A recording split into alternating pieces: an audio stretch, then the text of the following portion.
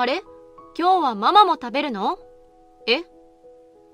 高之さんと結婚して実家を出た娘の遥の元気がないことを心配した私たちは、遥と孫のミキと共にレストランにやってきたが、ミキの放った言葉に驚愕する。すると夫が真剣な表情で遥に向き直る。遥、高之さんと3人で一体どんな生活をしているんだ？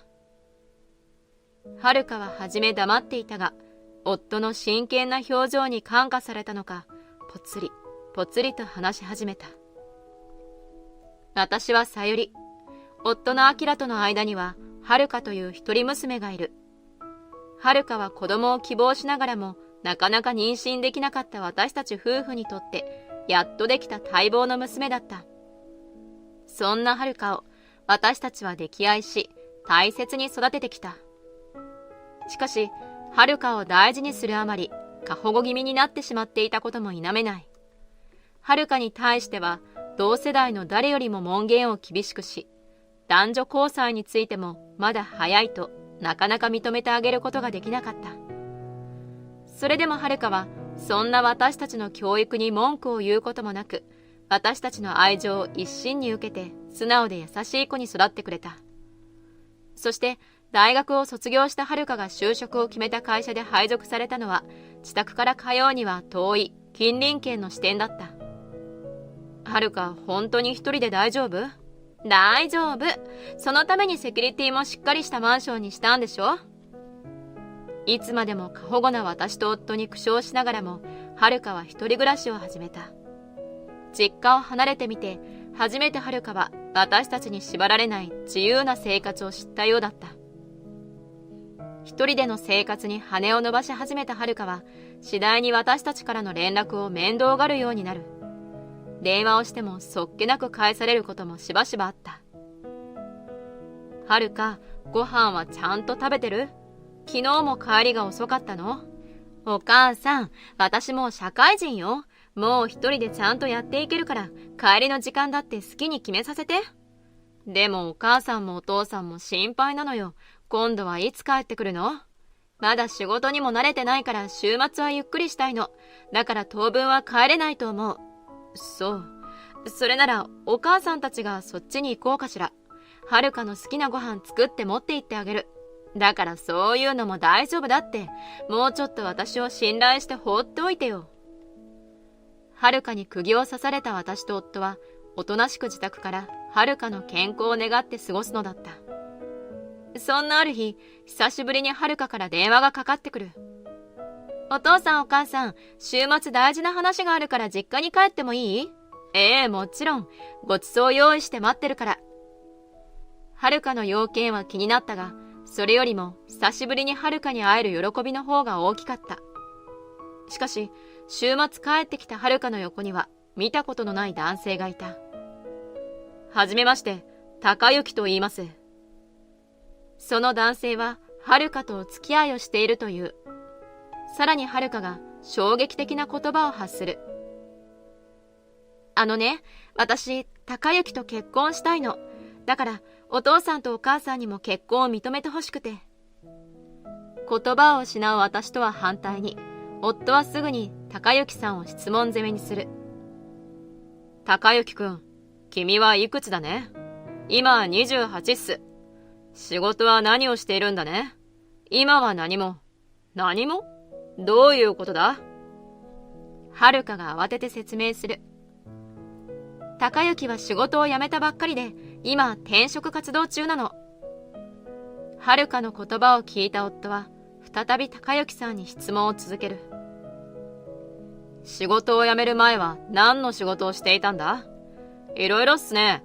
車の営業や飲食店、イベントの会社もやってみたけど、でもどれもなんかピンとこないんですよね。どうやら高之さんは秋っぽいのか、仕事が長続きしないタイプのようだった。私と夫は不安になり顔を見合わせる。私の気持ちが通じたのか、夫が厳しい口調で遥たちを諭す。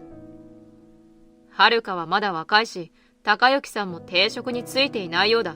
そんな状態で結婚するのは早すぎるんじゃないか？するとはるかが必死に訴える。そんなことない。高雪だって自分に合った仕事を見つけるために転職しただけなのよ。次の仕事は一生続けるって言ってもくれているのよ。それなら仕事が見つかってからでも。私の言葉をはるかは遮る。それじゃダメなの。だって私のお腹にはもう赤ちゃんがいるから。はるかの発言に今度ばかりは夫も言葉を失った。はるかは涙ながらに訴える。お願い、私どうしてもこの子を見たいの。高雪とお腹の子と3人で幸せな家庭を作らせてください。愛する娘にそこまで言われてはもう反対することなどできなかった。不安だったが私と夫は仕方なく2人の結婚を認めた。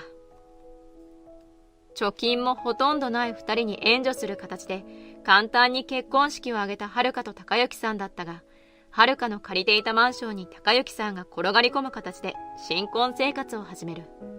しかしその後すぐにはるかのつわりがひどくなってしまう。はるか、お腹の子供のためにも出産までうちで過ごした方がいいんじゃない？もともと産後はこっちで過ごすつもりで病院もうちの近くなんだから、うちで体を休めながら出産に備えたら？つわりの辛さにはるかもさすがに了承した。こうして久々に実家に戻ってきたはるかを私たちは温かく迎え入れた。しかし高雪さんは新しい仕事が忙しいのかほとんど実家には来なかった。私たちは仕方なくその分必死にはるかを支え、はるかの寂しさを紛らわせた。そしてはるかは無事出産を終え、私たちの初孫のミキが生まれる。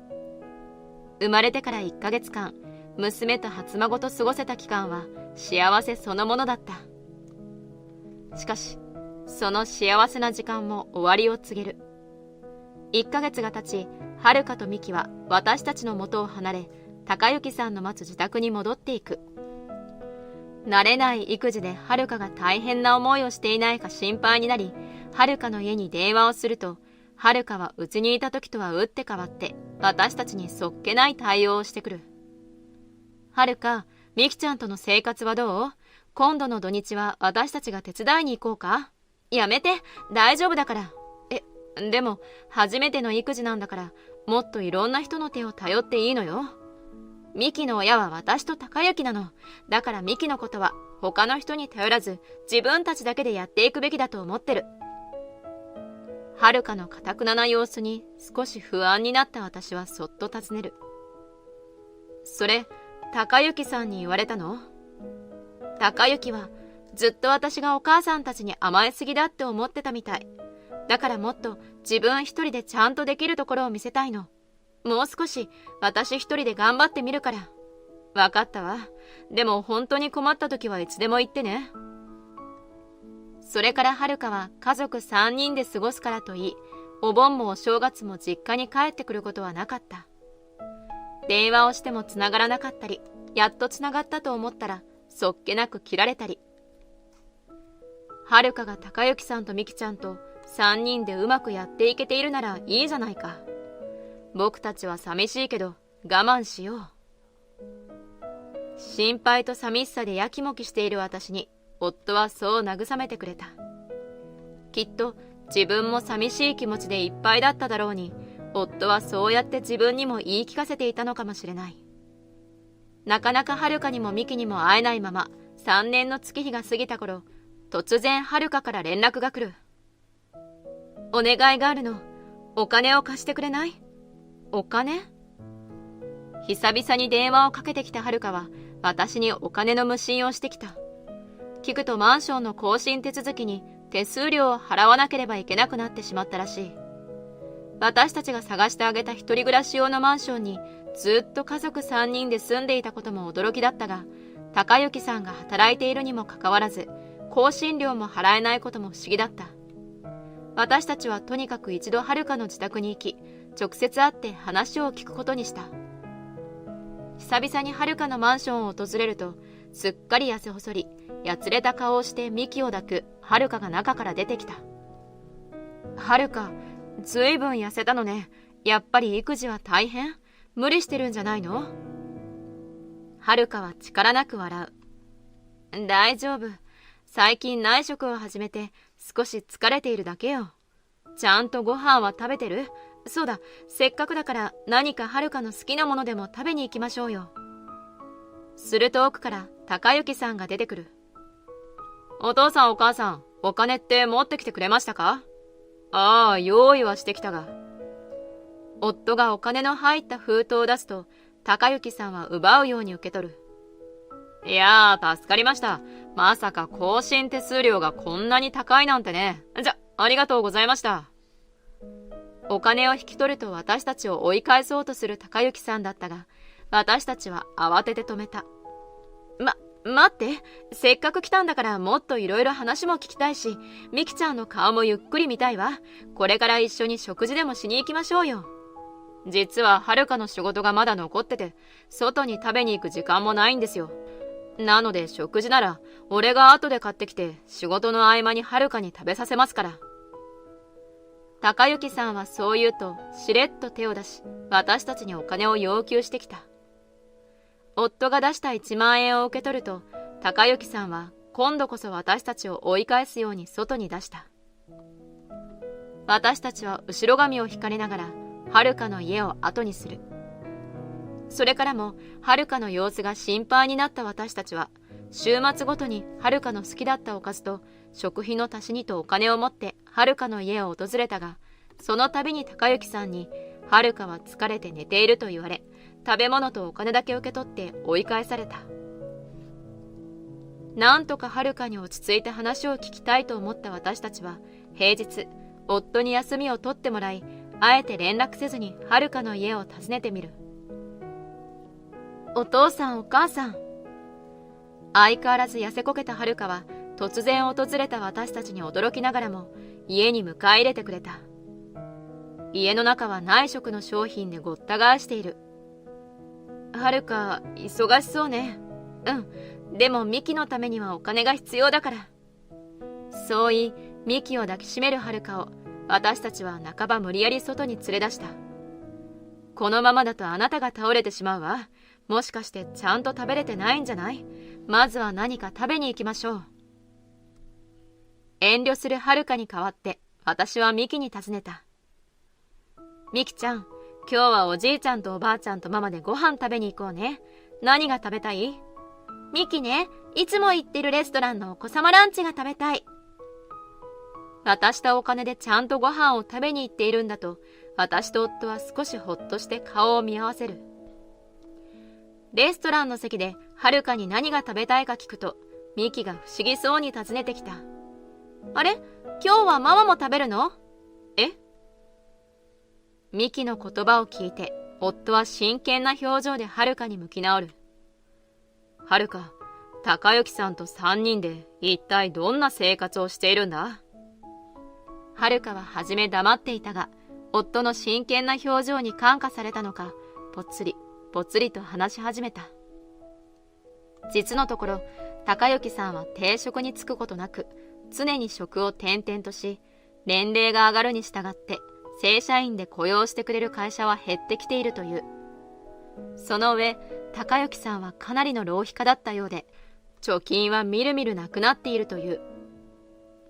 生活費を稼ぐために仕事をしたいが、ミキを保育園に入れるお金もなく、今は子育てをしながらミキが寝た後、睡眠時間を削って内職していると話してくれた。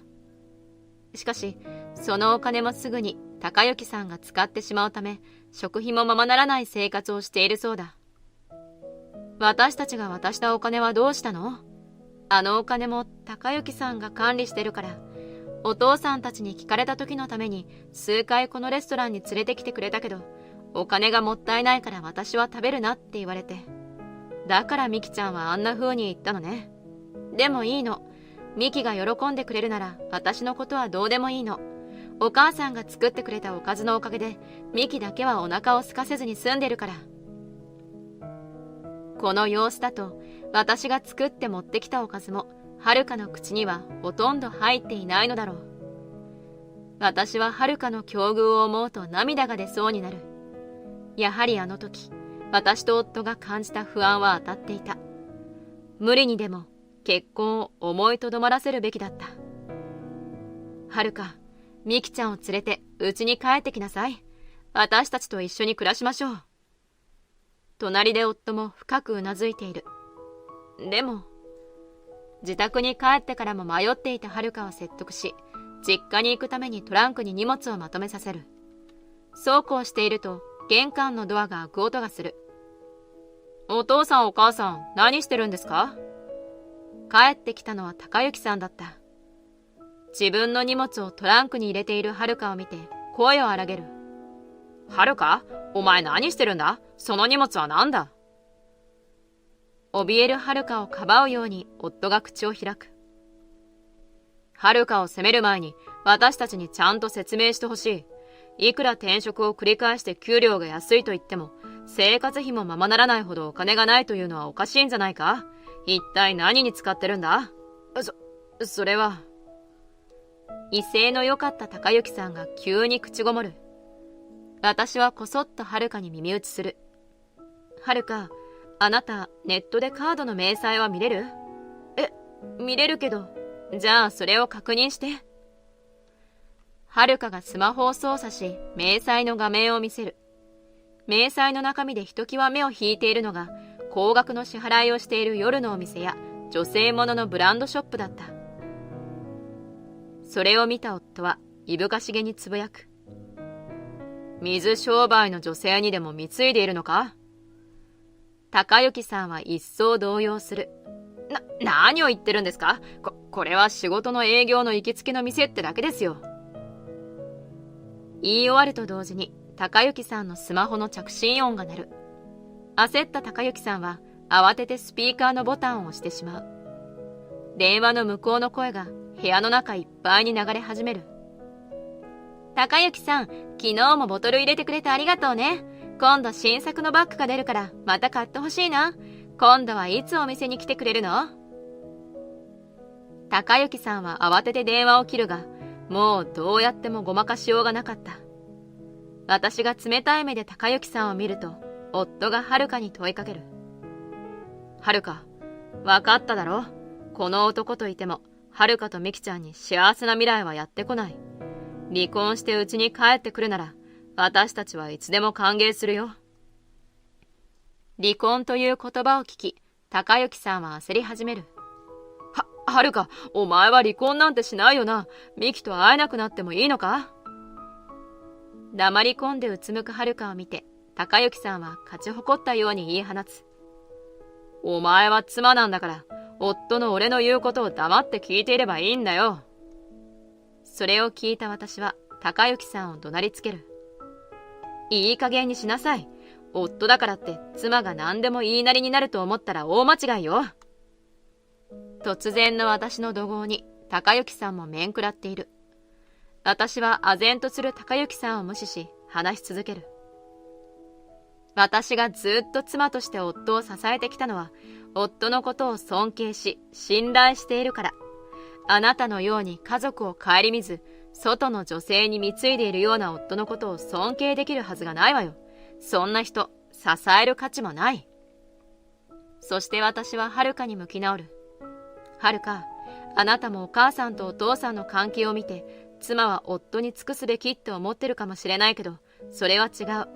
妻の立場じゃなく、あなた自身がどうしたいかを考えて。はるかはまっすぐに私を目を見つめて真剣に聞いている。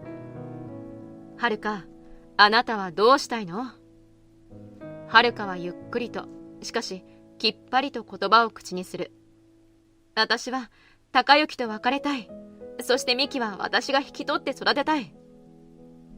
私ははるかに力強くうなずいた。隣にいる夫も娘の顔を誇らしく見守っている。高之さんははるかが発した決意にうろたえている。そんなことできるか。ミキは渡さない。しかしもうはるかは高之さんのそんな様子にひるむことはなかった。それはあなたが決めることじゃないわ。きっぱりと高之さんに告げ、ミキの手を取る。ミキ、よく聞いて。パパとママね、別々のお家で暮らすことになったの。ミキはパパとママ、どっちと一緒に暮らしたい？ママ。ミキは即答した。ママはいつもミキと遊んでくれてご飯も作ってくれるから大好き。でもパパはお家では威張ってばかりでママに意地悪言うから嫌い。はるかはミキを抱きしめ、改めて高雪さんに向き直る。これでわかった？あなたにミキを引き取る資格はありません。別れてください。一言も言い返せず、うなだれる高雪さんをよそに、はるかはテキパキと荷造りを終え、ミキの手を引きながら私たちに頭を下げた。お父さんお母さん、しばらくお世話になります。ミキもはるかを真似して頭を下げる。こうして私たち4人ははるかの自宅を出て家へ戻った。その後、夫が手配した弁護士の計らいで、はるかの離婚はすぐに成立し、ミキの親権もはるかのものとなった。高雪さんは今まで使い込んだ分のお金の支払いを命じられ、財産分与のお金よりもマイナスになり、借金苦に陥っている。住んでいたマンションも解約したため、住む場所もなく、借金を返すために住み込みのバイトと夜の仕事のダブルワークで、遊ぶ暇もないほど働き詰めの生活を強いられているようだ。一方、実家で暮らし始めたはるかとミキは、すっかり元気そうに穏やかな生活を続けている。お父さんお母さん、財産分与以上のお金が手元に残ったから、そろそろ実家を出ようと思うの。私と夫は反対する。あなたは女性一人でこれからミキちゃんを育てるの。そのためにはここで生活するのが一番いいんじゃないかしら。でも、いつまでもいたら迷惑じゃ。迷惑なわけないでしょ。